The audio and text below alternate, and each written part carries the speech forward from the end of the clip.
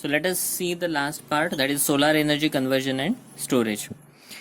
We have already learned a photosynthesis from a high school level, and we know that in a photosynthesis using sunlight plants will prepare their food, and in that case they will use a chlorophyll. The chlorophyll is a green pigment which is resembled to a semiconductor electrode, which separates two opposite charges, that is positive and negative charge carrier.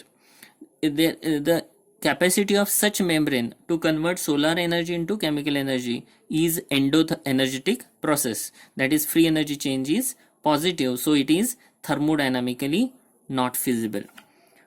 In photosynthesis, the solar energy is stored in two products, that is a formed carbohydrate and oxygen.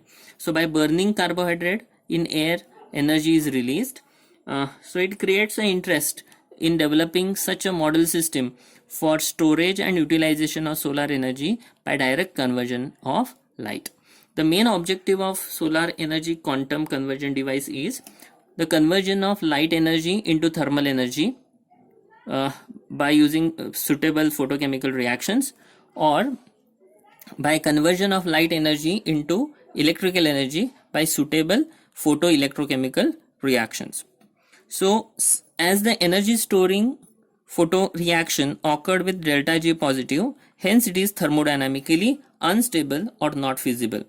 Now to store the energy in photo product, the reverse reaction or the back reaction is to be prevented, and which is possible by using Woodward-Hoffmann rule, which says that the reaction which is photochemically allowed will be thermally forbidden, and vice versa.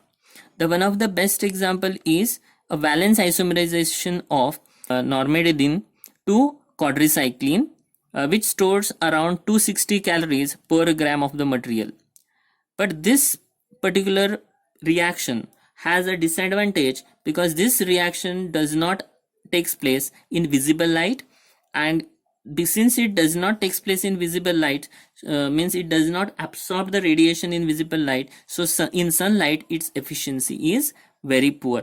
And if you want to enhance its efficiency, we can use some suitable sensitizers, or we can add some chromophore to these reactant molecules.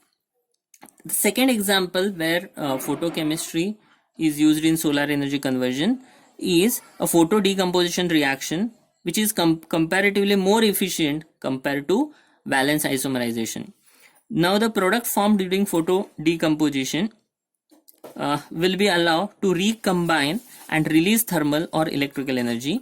The best example is photo decomposition of NaOCl. This occurred in two steps as it is mentioned here.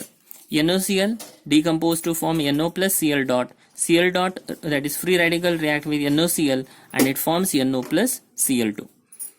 Now formed this product are also made to recombine. So during this NO and Cl2 is formed, which is made to recombine to get back NaOCl. Another example which is very important, that is a photo decomposition of water, which is highly endothermic process. That is decomposition of water generates hydrogen and oxygen. Formed hydrogen and oxygen is made to combine in fuel cells and generate electricity. Or formed hydrogen can be used as a fuel and generate and burn and to produce thermal energy or heat. The thermodynamic breakdown energy in water is found 1.23 electron volt. So the electrochemical decomposition of water involves actually two steps. H3O plus 2 electron gives this, and at anode 2OH minus gives this. This photo decomposition needs at least 237 kilojoules of or 2.46 electron volt per molecules, or the light with the wavelength less than 500 nanometer. This is generally done by Honda's cell. It is first observed by Fujishima and Honda. They have made this particular cell which converts or which involves photodegradation of water.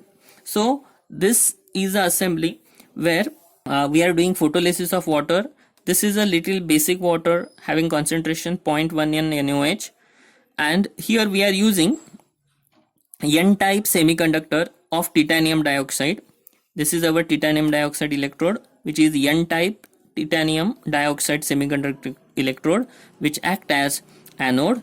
And this is a platinum foil, square shaped, which is covered with black platinum. So this is a platinized platinum electrode which act as cathode. So during this process, the light is made to fall on this particular surface of titanium dioxide.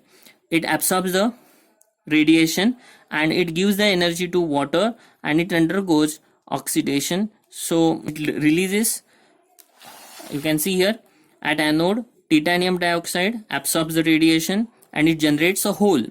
This hole reacts with the water and it forms oxygen and H plus ion. So here oxygen is liberated. So later at other side, this is a light part and another side is a dark part. At the other side, at the dark side, the platinum electrode behaves as a cathode and hydrogen gas is ejected by this particular process. So whatever H plus is generated, it combines with electron and hydrogen gas is liberated. So this hydrogen oxygen then collect separately, and which is used to run a fuel cells and generate electricity. Another example of photo conversion of solar energy into light energy is photogalvanic cell. The best example is photo bleaching of thionein by Fe+2 ion. Whenever we go for ideal system in which chemical energy is converted to electrical energy and a cell is discharged, then we will see that no consumption of chemicals are occur during charging and discharging. So in this particular example, this is the case. So in this particular cell, this is the device, the half part is illuminated by a radiation and another side is kept in dark. This is made by thionein. Here the thionein exists in a cationic form at a low pH. So this is the reaction that is TH plus. So overall reaction, this TH plus combines with Fe+2 present here and it gets converted to Fe+3. So this is the overall reaction. The sequence of reactions are TH plus S0, which is a ground state, absorbs the radiation of wavelength 600 nanometer and become TH plus, which is a singlet. Then H plus take TH plus, it forms this triplet state. Triplet state supplies the energy to Fe+2 and it oxidizes Fe+2 to Fe+3. And further all these reaction takes place, and in another side Fe+3 once again converted into Fe+2, and so during this process the electricity is generated due to illumination of a light, and during this no consumption of reactant molecule occurred because it is a reversible process. So reactant Fe+2 convert to Fe+3, Fe+3 converts to Fe+2. You can see in this particular short reaction, in this side these reaction mainly taking place, other side Fe+3 converts to Fe+2. Here Fe+2 to Fe+3, here Fe+3 to Fe+2. The efficiency of this device is very low due to difficulty in preventing a spontaneous back recombination reactions. And generally silicon solar cells are most efficient quantum convergent devices. Thank you.